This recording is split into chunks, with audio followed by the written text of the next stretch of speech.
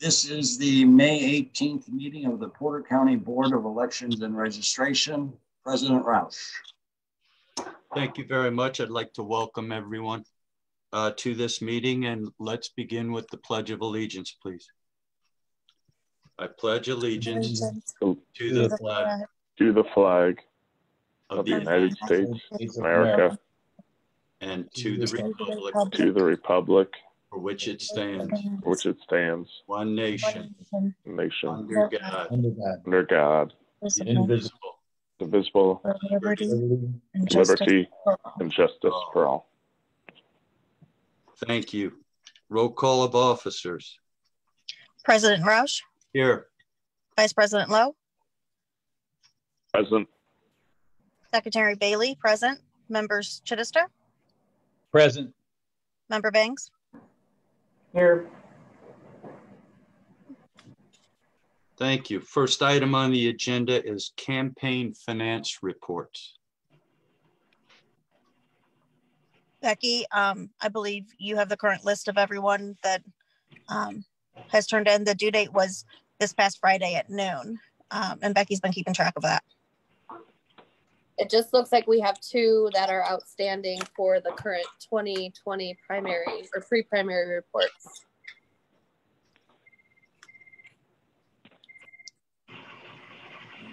Is it the pleasure of the board that I send out a notice to those folks and ask them that they get those in? Who are they? We're missing Mike Brickner's and Jim Biggs. And it's kind of difficult with the situation too. We're not sure if maybe they tried to drop it off or, you know, with all the craziness going. Hey, Tamara's calling in the middle of the meeting. Somebody go answer the door. Sorry. I had a phone call, so I'm not sure if I missed anything. What about the amendments? Has everyone been turned in for the amended reports that were from the annuals? No. We're still missing quite a few of those. 1, 2, 3, 4, 5, 6, 9. I show that we're still missing 9 amendments. And are those 9 absolute no response in light of the letter, or we've not gotten any response on the 9 from the letters that I sent? Any responses we got were people filing reports from what I've seen. So if you want me to now send you the 9 that are still outstanding for the next step. Yeah, why don't you send me the 9 if because I sent a letter out hoping that we kind of cleaned all of that up. And if those 9 that you're saying that you haven't heard from at all in despite my letter, then we'll do a follow-up to them. And then for Brickner, I'm not sure if he's a newer candidate, hasn't ran in a while, so maybe he doesn't know about the reporting schedule, and also I think Jim Biggs came down here the other day, but we were in a meeting, so I'm not sure if he was trying to file a report or question it. So, right, but anyone who has provided their email was emailed for the amendment. No, I'm talking about I sent an email out to all the candidates telling them with a reminder. Yeah, I sent them a reminder on Wednesday. It was either Tuesday night or Wednesday night, letting them know that reports were due by noon on Friday, and they could be faxed or emailed. If they wanted to hand deliver it, they needed to bring it to the courthouse because that's the only county building open. And I did have some that were hand delivered to the clerk's office, and those ones were submitted. So we did make every effort to let them know that you still can hand deliver it. It just needs to be to an open county building, which happens to be the 2 courthouses. So I think back to Monica's original question, if the rule or the law is that Friday was the deadline for Biggs and Brickner, I think was the name you mentioned, we should probably have Monica send them some sort of correspondence saying, technically you're in violation here. Can you please get this done? Is there a date? I mean, if you guys, are you guys wanting to see if they follow up somehow, you know, on their own here, like today or tomorrow, and then maybe like look by Wednesday, sending a letter out by Wednesday if we haven't heard back? Yeah, that sounds good. Yeah, I can agree with that too. Chairman? I agree with that. And this is just for the 2 pre-primaries because we've already contacted the amendment people a few times, right? Or are we waiting on all of them? I think let's deal with the, there's kind of 2 different things. It's kind of what I would say defective. Those 9 are the defective, okay? And then you've got 2 who are actually delinquent. And so the delinquent ones are a little bit different. So Brickner and Jim Biggs was what I was referencing in terms of get a letter out to them by Friday or by Wednesday if you haven't gotten it already. Say they've got to get it in immediately. Yeah, I think that's what's been done in the past, is to just send a letter asking them to submit it immediately. Okay. And then on your defective ones who've been notified, but we haven't heard anything back, what would your pleasure be on the 9 defective campaign finance reports that need to be amended? I think according to what the board approved, they would be asked to come to the next meeting, but we don't really know when the next time is that we're going to be able to meet in person. So I think that's what throws a little wrench in the plan. Yeah, that's more than a little wrench. It's a pretty hollow sort of threat to say we're going to, you know, come 2022, we're going to make you come to a meeting and answer for this, you know. So maybe we don't bring up what we know to be factual, which is we're not having in-person meetings, and we simply communicate again and not mention that fact and just say, look, this is serious stuff. We've contacted you once, please comply. Okay, and then set another deadline. Boy, I don't know. I'm kind of just winging it here. I'd like to get some other opinions if anybody has one. If we don't draw a line in the sand somewhere, then they're going to just hang out there forever. Yeah. So David, Ethan, any thoughts on that? I have no issue with sending another final written letter to them and indicating that, you know, to the extent that they don't comply with this final demand, that they could be summoned to appear at a future meeting, to at least put that out there, that that's something that's possible. See if that motivates them to come forward. Okay, I think that sounds good. David, are you in agreement? Yeah, I think that's the best practice to move forward, since we don't have a firm next hearing date. I think that's probably the best. What deadline would you like to set out there?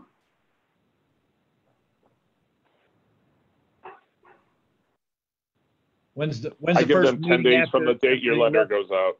Okay, 10 days.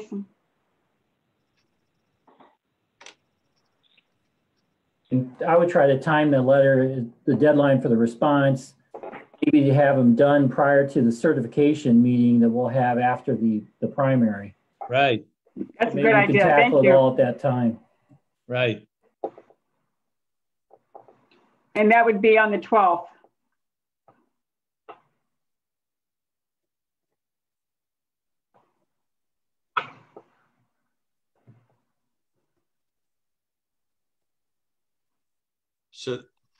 So we have to come up with an interim date, which would allow us time to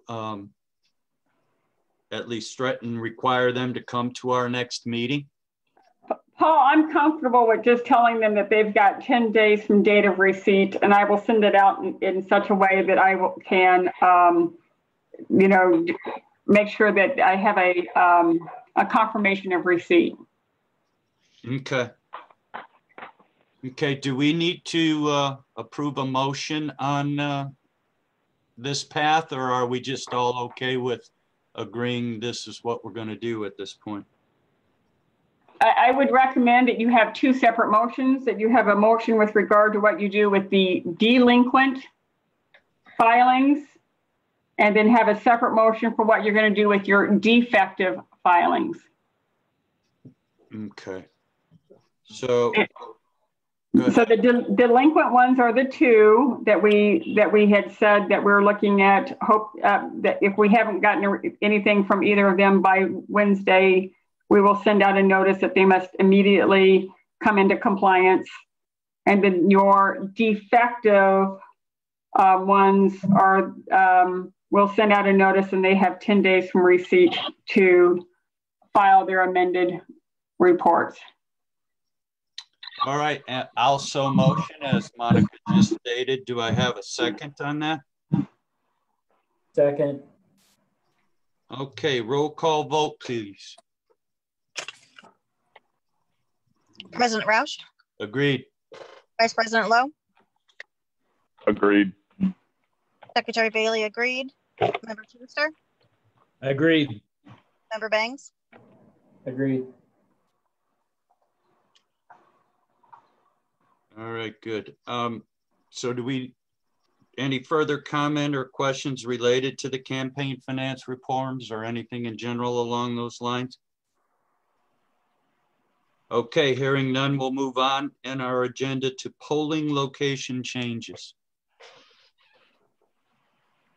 Due to locations being unavailable, we've had to move Center 8 that would normally be at the Banta Senior Center. Oh, I'm sorry, that would normally be at the Boys and Girls Club in Valpo to Memorial School, which is an existing location. We are also needing to move Center 1, which would be at the Banta Senior Center, to the Valparaiso Public Library. And then Boone 1, 2, 3, 4, and 5, which would normally be at St. Helens, will now be at Emmanuel Baptist, which is right down the road.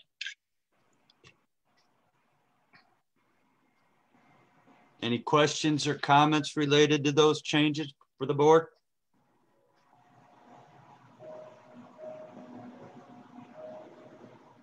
Hearing none, we'll motion to accept as proposed with a roll call vote, please. President Roush, Agreed. Vice President Lowe, Agreed. Secretary Bailey agreed. Member Chittister, Agreed. Member Bangs. Agreed. I do also want to let you know that we're going to start calling the poll workers from the 2018 lists and 19 lists. They seem to be hard to get a hold of this with the pandemic going on. I think a lot of people are still scared, so we're still trying to find poll workers. We may also reach out again to social media and things like that, but if we aren't getting the response that we need, then we will have to have an emergency meeting for more poll consolidations. Yeah, that's just a fact of life, I would guess. Yeah, it's no fault of anyone. It's no, absolutely normal, not. You know, the state average age of a poll worker is 72, and that's definitely in that category where doctors are just recommending them not come out. Yep. And it was hard to get a hold of the high schoolers because they didn't have school. I'm sorry, they were doing e-learning, so it was difficult to get a hold of them. So all ages of the spectrum. I mean, it's just worrisome. People who are in the middle are afraid of bringing it home to their kids. So it's a very real concern, and we're not trying to push anyone, but at the time, we just may need to consolidate to where we do have poll workers that are able to be there. Hey, Jessica, this is Jeff Chittister. Have you looked at thinning out some of the poll workers that when we loaded up, that we thought was going to be such a big turnout at various polling places, and maybe kind of like scaling some of them down so you can fill them into other spots, and ask them if they'd be willing to do that? Yes, most definitely. We are going to be reaching out to the ones where, especially since we've had such a high turnout for absentee by mail, we are going to be reaching out to some of them that had like 4 or 5 clerks to try to move them to a different location if that's acceptable. And you might want to let people that are unemployed, that Karen Talion notified me that if they volunteer to work as a poll worker, that money will not affect their unemployment. I had a lot of people turn me down because of the fact of it would create a problem for them with unemployment.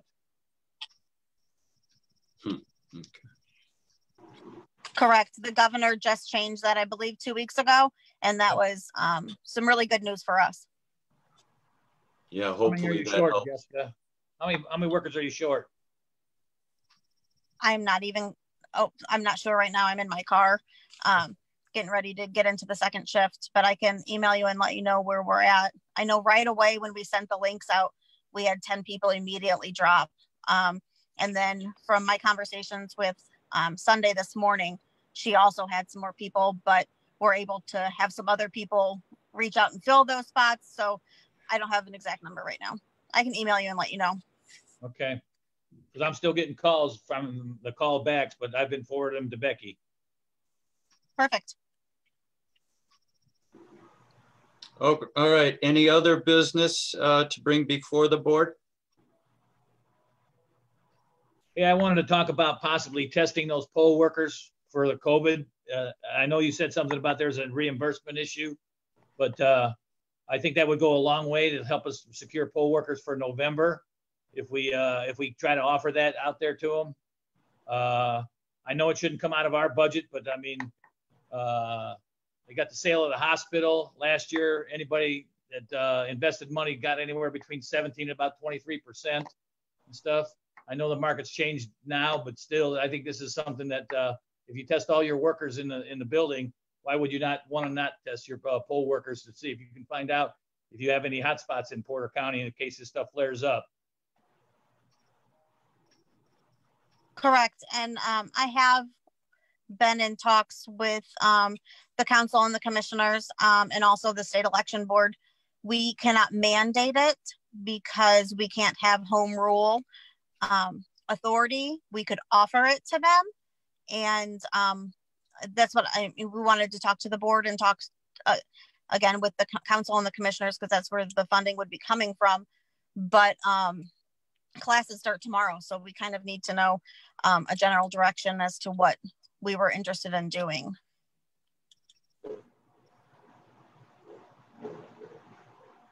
Well, I think I would agree with Jeff that you know, if financially a way can be found so that all of the poll workers, especially heading into November, which is going to be a big election one way or another, I think it'd be helpful. The question is, where's the funding, right? That's everybody's question. Nobody knows where the money's going to come from.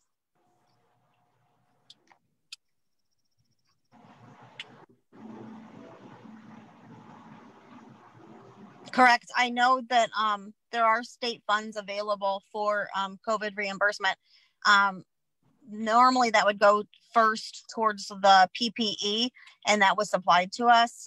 Now there's some that we have purchased that we will be submitting for reimbursement for some extra shields that we just felt that we needed more than what the state supplied. So we went ahead and are moving forward with having facilities make those additional shields for us, and that should be reimbursable.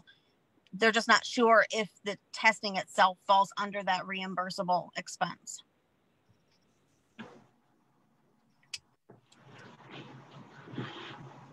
Chairman, what do you think? What would you like to see happen? Well, like I said, Jessica's right. You can't mandate it, but I mean, I think you should offer it, and then take that to the commissioners and the council and let them figure out how they want to financially figure this one out and stuff. It wouldn't be a bad idea testing on the way in, and if you had enough money, you could test it on the way out too. So, I mean, the original proposition to me was to test them ahead of schedule and then test them again 10 to 14 days after the election, because that's, you know, the resting period that we have.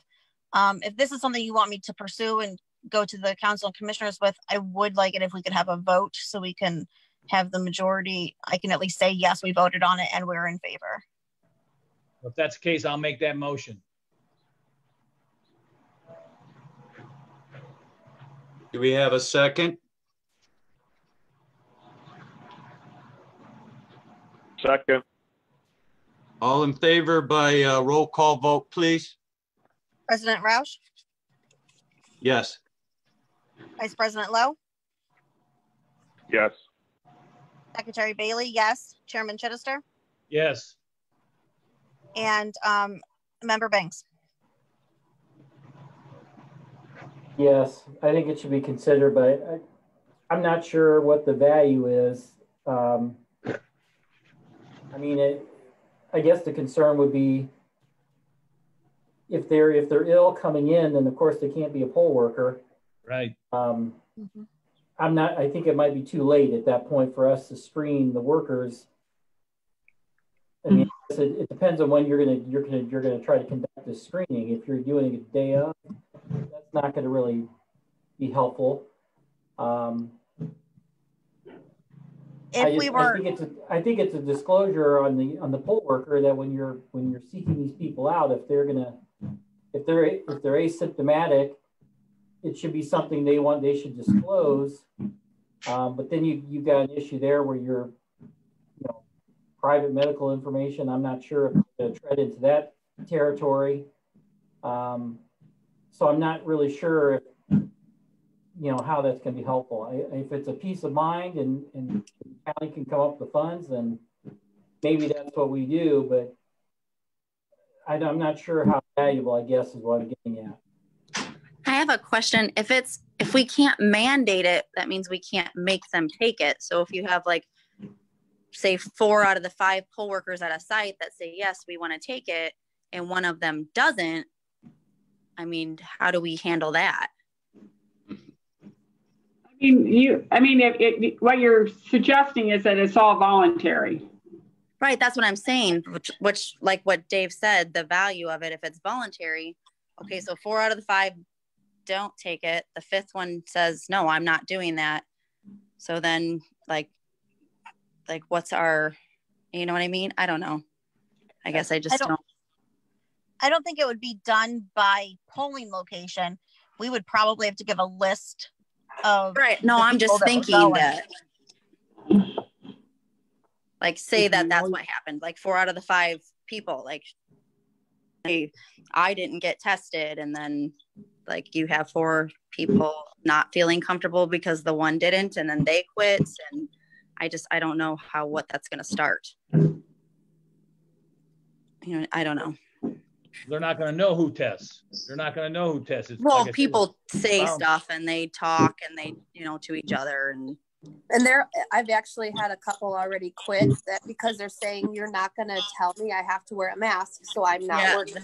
Yeah, or check my temperature. If it comes out that they have to be or could be tested, but I think that's a problem too. They'll say, well, if you can't promise me that everyone has been tested, then I'm not working because I'm not risking it. Right. I think it's either an all or nothing kind of thing is what it's going to come down to. And they are being required to have their temperature taken and to wear a mask, and we're providing the gloves. So I think but they're only required to have their temperature taken on the day that they're in class. Right. Not on election day. We don't have 70 thermometers. It's hard enough to get the 5 that we ordered. And that seems to be an issue too, because if you're testing in a class that's 2 weeks to 30 days before the election day, by the time the election day comes, the medical condition could change. So then you're putting yourself in the situation that the day of the election, someone comes in and they are asymptomatic. Then you better have a large pool to draw from that you basically have to exclude that person. But now you've infected the other workers who are at that location possibly.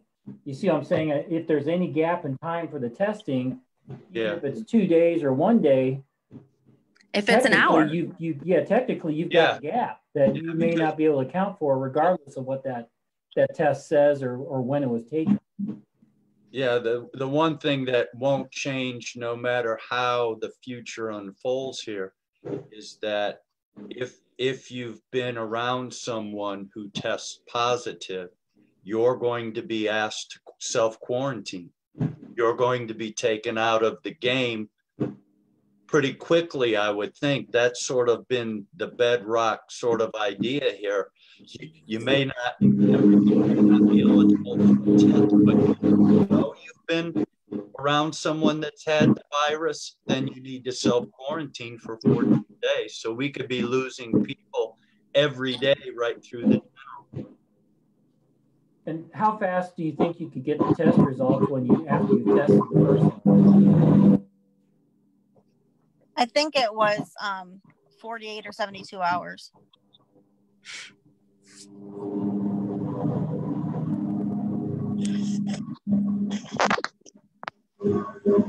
So you're going to have a pretty significant gap there. I mean, that's going to be the other issue. You know, like I said, are you going to quarantine the workers after you've tested it? You've got some clean ones, so to speak. Now you've got to make sure that they're going to remain in that same condition all the way up until election. It's just a hard statement to make that let's say there's A, B, and C poll workers that they're all clean, but by the time the election day comes down, then you may have an issue of one of them now has become asymptomatic.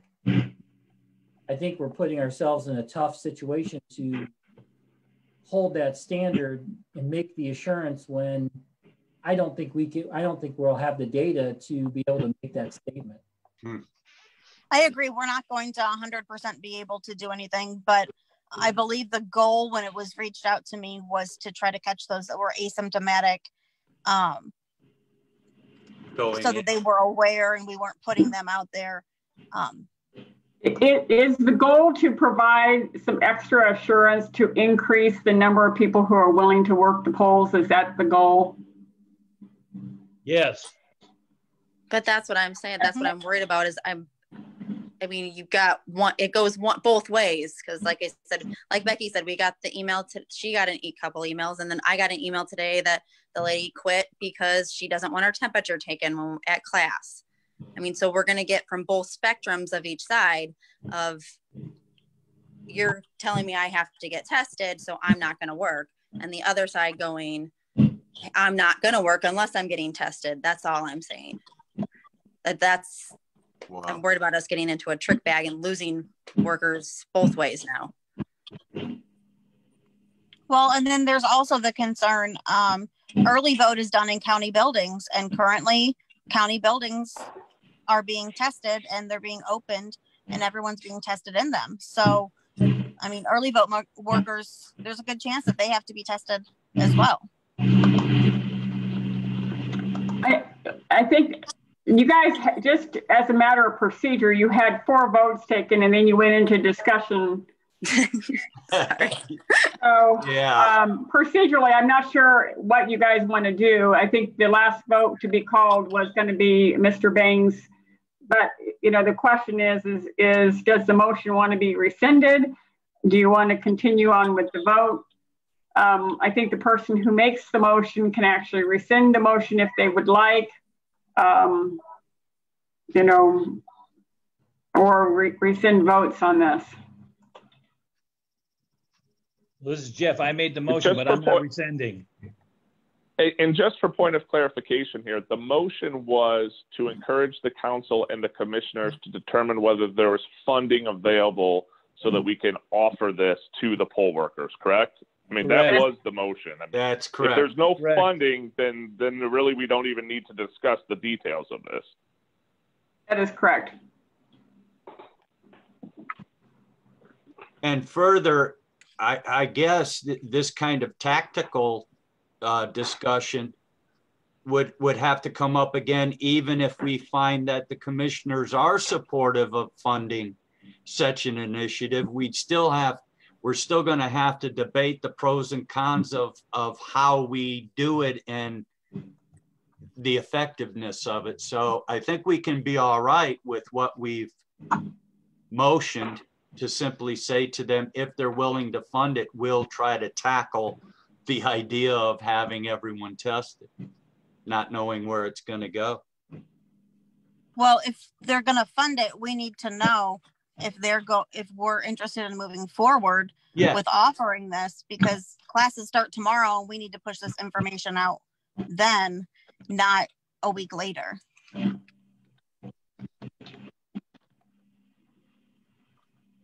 What if we poll the poll workers at class? I think the Hey, difference how many of you would be interested in getting tested for COVID if we had it available? Like that kind of. I think you think you guys you're gonna if you're looking for a board vote, you'd have to figure out a date to reconvene the board after you've surveyed the workers. Well, we have poll worker classes all the way up until the day before the election. So at which point are we going to poll them? I was thinking like first couple classes or something. Like a sampling. If this isn't implemented yet, and then we have half of the workers already attend class, then how do you get them? We don't want to test them on election day because we don't even have results until it's too late. So then do you have to, again, gather them somehow to go get tested? And then there's, I mean, I guess if it's not required of everyone, it's not as big of a deal, but. I think Mr. Lowe's suggestion to focus on is a good one in terms of right now the vote that you have before you is requesting funding to make it to make it available to those who seek to have it. I think if it becomes available, that's that would be then for the board to determine, do you need to reconvene to look further at this, or maybe after the county council struggles with it, they might have some other ideas of what they want to do with that as well. And then if you guys need to have another meeting, you can have another meeting.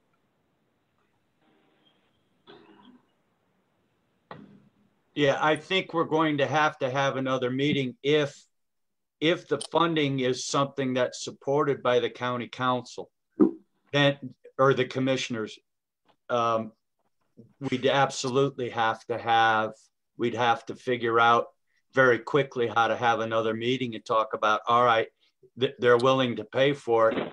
How in the heck do we do this? How do we go about doing it? That's my opinion anyhow.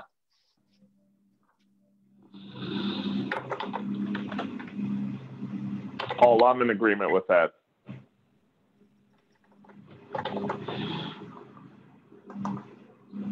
So if we let our motion stand and it's just a request of the commissioners to investigate funding of possible testing for poll workers, we're okay right now where we're at.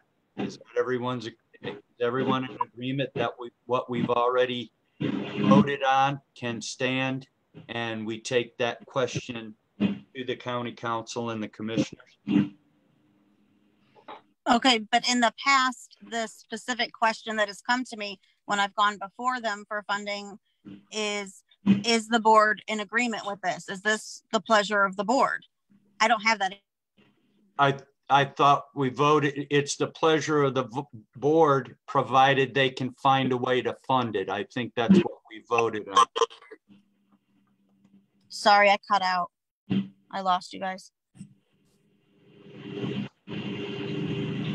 I think what we voted on suggests that it is the pleasure of the board to offer these tests, but we know that we don't have the funding. It would have to come from them. Okay. Am I right in that?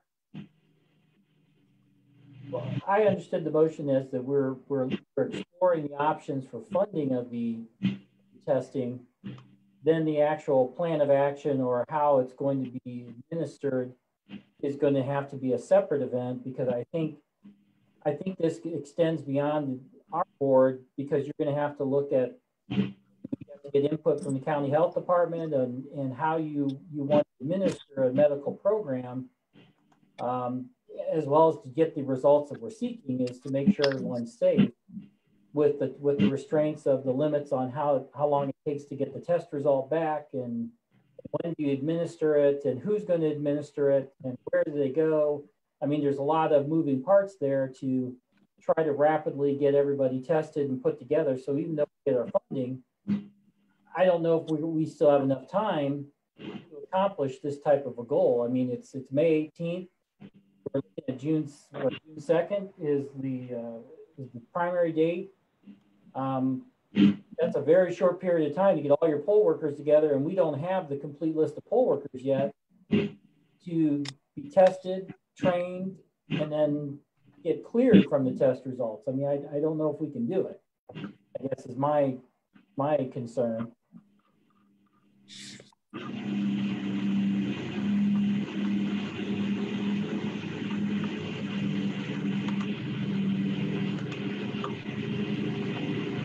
Chairman Chittister, do you still want to stay with the proposal as we voted on it, which was to seek funding?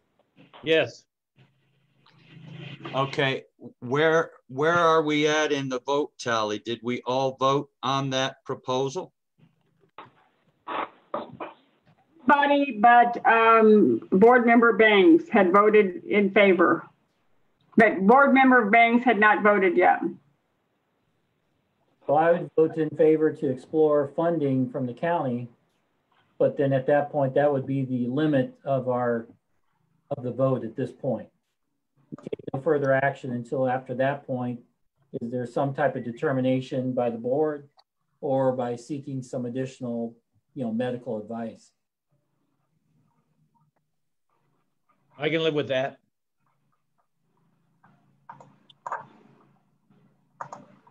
Okay, so does that take an amendment of the proposal that's been voted on, or are we going to generally accept that that is the definition of the proposal we've already voted on?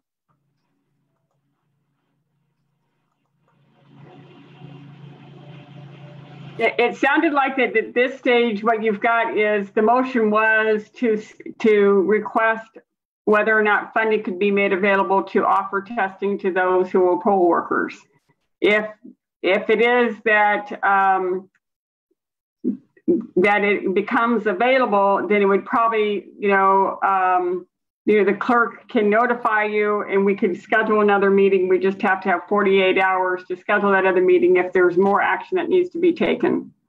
Yeah, we would have to try it because as mentioned earlier, it may well take health department input and some other variants beyond just the election board to even consider how to do this properly. So yeah, we would have to reconvene.